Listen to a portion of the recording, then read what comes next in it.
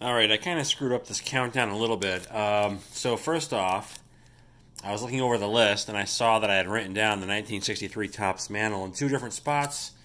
Not sure how or why I did that. I went back to the video and lo and behold, I talked about it twice. So in addition to that, I forgot to include some cards, like this 66 Topps Mantle, for example. This was my first, not only my first graded mantle, but I think my first graded card ever. And clearly a noob when buying it. I bought the grade and not the card because it took me a couple years to realize how bad the centering was on this thing. It's got a severe diamond tilt, almost like a miscut look to it. But live and learn, I suppose. And I definitely learned from that. And this one would have fallen somewhere around like 44th if I had, done it properly from the beginning. And I also forgot about the 54 Bowman Mantle. This is a PSA 4. I've bought this one within the last couple of years. Nice 4. It's clean, center nice. And this one would have come in around like 33rd, like tied with that Mike Trout card. That's where this one should have been. And then one of my favorite mantle cards, the 65 and the 6.5. This one should have come in like in the high 20s, maybe like tied for 27th. So this ended up being like a top 70 cards, not top 60 when all said and done, I guess. But this one, I do remember specifically paying, I think, $360 for this with a buy it now, way back whenever it was. So definitely a wise purchase. It's just a nice card in general. It has some centering issues left to right, but overall nice eye appeal, and it is 6.5. So, and then the last card I forgot to include in the last video was my Montana rookie, and I don't know where this one should go. Probably somewhere in the 30s anyway, but 81 Topps Montana PSA 9. Now on with the countdown, top 20. This is locked in. There's been no changes as far as what's in the top 20, but I had a couple of viewers comment on the previous videos. I was off significantly on a couple of card prices. In particular, the Trout rookie now goes for over $1,000, which is ridiculous. And then the SP Jeter in an 8.5 sells north of $2,000, or it has recently. So I had no idea. I compiled this list a few weeks back, and I thought I did a decent job. But yeah, a lot of these cards probably could be moved around in one way, shape, or form. And that's what I did here with the top 20. I moved some cards around. But again, they're all the same 20 cards I had picked out from the beginning. So starting off at number 20, my Koufax rookie in a 6, and this is very clean, centered nicely, 1955 Topps. This card, when I looked it up, it sells for right about what I paid for it, give or take. So this one hasn't really appreciated much in value since I picked it up. I think it was at least a year ago that I bought the Koufax. But most cards have gone up, in some cases exponentially, like the aforementioned Trout and Jeter rookies. Number 19, the 57 Brooks Robinson. And this is a card I picked up from 4 Sharp Corners. I've picked up a few high-end cards from them in the past. Centering a little off left to right, but otherwise very clean and crisp, like it just came out of a pack. That's the Brooks Robinson.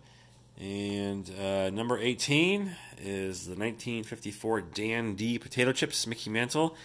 Now, not typical centering for me anyway when I'm picking out cards, but I do recall that I was bidding on a 51 Bowman Mantle and I got sniped, and I was so pissed that I wanted to buy any vintage mantle card. I needed this one. I bought this one that very day, like after the auction ended, that I had lost. So a little bit of a knee-jerk reaction, but it is a nice card. These cards came in bags of potato chips, so oftentimes you're going to see them with like oil or grease stains all over them. This one's really nice condition. In fact, I almost wonder if it's a 4 no matter what, or if this had a qualifier, would this be like a PSA 6 OC card? Because it looks really good, really clean for being in a bag of potato chips. Okay, moving on. Also, actually, more mantle here, 1953 Topps. Great card. I paid $500.01 for this card, eBay auction, whenever that was. It looks good for a 2.5, nice centering. The corners are a little soft if you scrutinize them a little closer. There's probably some creasing somewhere. Yeah, there is on the top a little bit, but you got to look for it.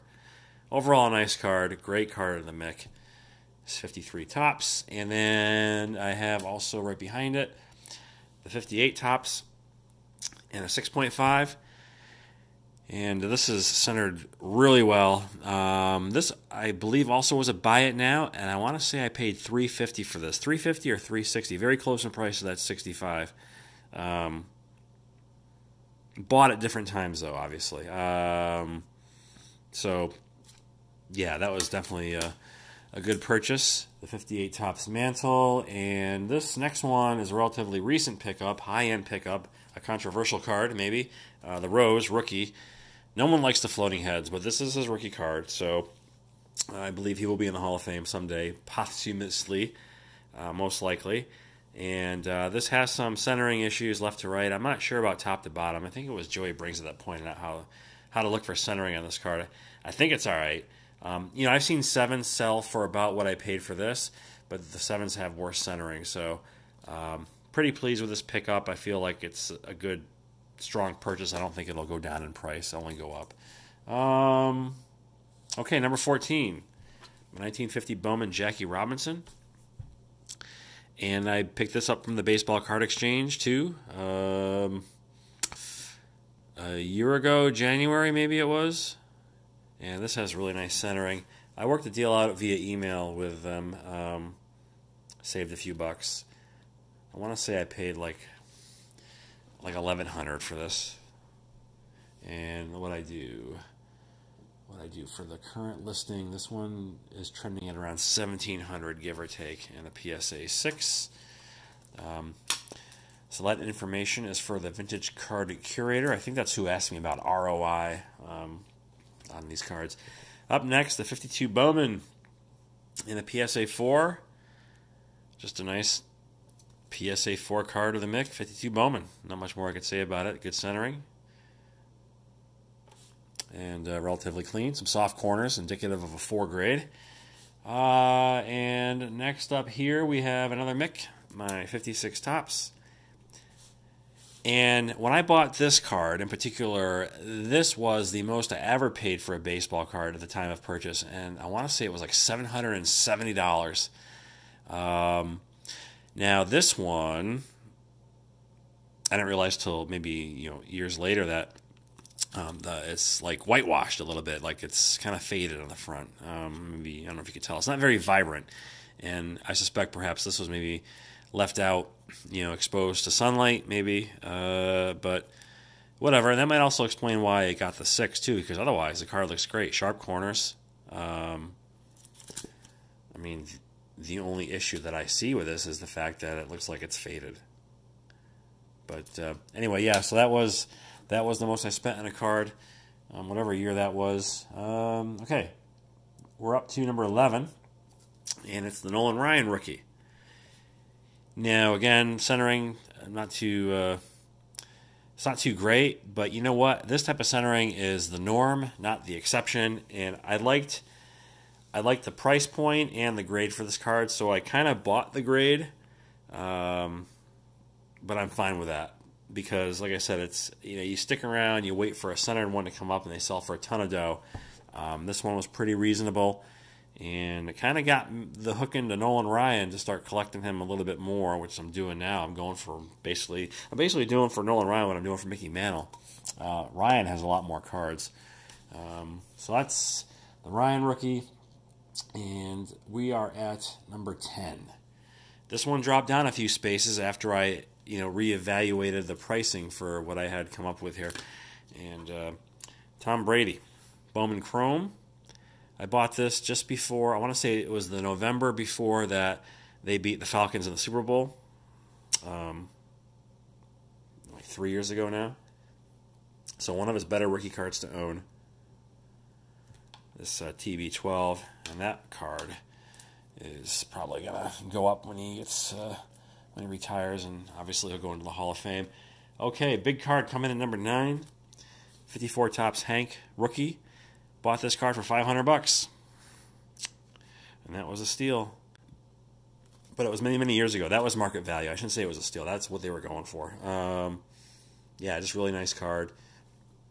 Has a little issue here, some sort of print defect or a couple. And I've seen this on a lot of these Aaron rookie cards, probably from the factory. But overall, center nicely, looks very good. Aaron, always a good buy. 54 Topps Aaron. And we have a basketball card coming in at number 8. One of the most iconic.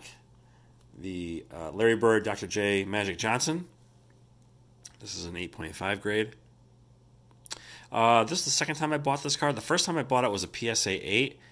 And many months later, I was able to open the slab with my fingernail, so I sent it in for a reholder, and I was told that the card had been switched out, and it was a PSA 4. Long story short, I got my money back months later, which was very lucky of me, and it turns out somebody else got screwed by the same seller. They got their money back. So it worked out well for all involved, but good grief, I could have been out. Well, I mean, I think when I bought the 8, it was like $800. But yeah, so I got the refund, and I went for the 8.5. And that's what I have to this day, obviously. So, okay, come in number 7. My T206 Ty Cobb. This was the first tobacco card I ever purchased, and I bought it from the same dealer I bought this mantle from. In fact, when I bought this mantle, he had just received a bunch of these T206s in raw. And a few months later, I checked in with him to see if he still had this card. He had it graded, and he did, and it was graded a 2 here. And I asked him what he wanted for it, and he said he wanted $640. So I paid $640 for this Ty Cobb. And that's number 7 on the list. Number 6, 33 Gotti Lou Gehrig. Card number 160. There's also card number 92. I think one's more rare than the other. I'm not sure which. I don't think it really matters when it comes to pricing. I do recall the seller being really bitter about the grade this one received because he felt it deserved higher, and I kind of agree with him, so I'm not sure what the issue is with this 2.5, but I paid a 2.5 price, and that I'm fine with. So the 33 Gotti Lou Gehrig. I do have on my want list the 34 Gotti card number 61. Someday I hope to add that. Okay, number 5. Willie Mays, 51 Bowman rookie. I bought this less than a year ago. Really nice 3. Center nicely. They don't have the no print marks on this one. Very clean. I think the seller wanted $2,200 for it, and I didn't want to pay sales tax, so he knocked $200 off of it, and I essentially got it for $2,000 plus sales tax is what I paid for this card. So really nice to have that one. One of those cards. I'm glad I got it when I did, because it's another card that's going to go up. Pretty underrated too. Pretty undervalued in my opinion, relative to other cards of the era. Okay, number 4 is my Michael Jordan rookie card. 8.5. It is off-center a little bit left to right, but a lot of these Jordans are off-centered, so can't be too picky. PSA 9s are more than double what this card is, I think. Excuse me. A 4 sharp corners pickup. I want to say it was like a year ago, like a year and a half ago I bought this. And so this is a wise buy. This card is iconic. I think the most iconic card. Did I already say that? Basketball card. Okay, now, number 3. Gaudy Babe Ruth. Now, when I bought this card, this was the most money I had ever spent on a card up to that point in my collecting career. $1,500. I remember it was like, holy shit, what did I just do? I just spent $1,500 on a baseball card. In hindsight, I'm glad I did. My favorite Ruth card. All the other ones in the Gaudy set are basically just like him cut off from the chest up, and their portraits kind of, one with a bat, a couple just kind of like sitting there. I like this one the best, like the action shot. And this one is probably the least expensive of all those Gaudis as well. So that's the Ruth at number 3. And then number 2, you probably can figure it out from here. 51 Bowman Mantle rookie card. 1.5, but it looks more like a 4, maybe a 5 on a good day. The issue is the back with the paper loss. Also some registration issues on the number. It looks a little blurry or fuzzy. Also some of this background stuff, but overall pretty clean. No roller marks. Nicely centered. And I can never get a card that looked this good for what I paid for it, because this had the lower grade. I was able to get this. It cost me just under $3,000. I think it was Christmas Eve of 2016 or 2015. I forget now, but yeah. So happy with that one. Nowadays, $3,000 gets you like beaters. They don't look as good as that does. And lastly, no surprise, 52 tops. And this one I picked up last month. And I'm always, shitting on PSA 1s, but this is a 1, and with a qualifier at that. But it's a 52 tops Mickey Mantle, so it is what it is. I am happy, though. The centering is terrible, obviously being miscut. But it's not miscut in such a way that some other card is also showing up on the same card as this, right? That's what I usually think of as miscut. There is still some border over here, albeit not much. But what I like about it, it's just very clean. Yeah, there's creases here, but it's just clean. And, there's no paper loss on the back or anything like that. So, there's not much more I could say about this, but the 52 tops Mickey Mantle, the biggest post-war card of our generation, I guess. And that is the top 60 whatever countdown. Now, I have a follow-up video I'm going to make. I was thinking about it. Honorable mentions. Cards that probably could have been on this list, but I just left them off for whatever reason. So that'll be maybe 10 or 20 cards that I'll throw together for another video at some point. But that's going to do it. Thanks for coming along for the ride. Appreciate you watching all the comments, and I'll be back soon.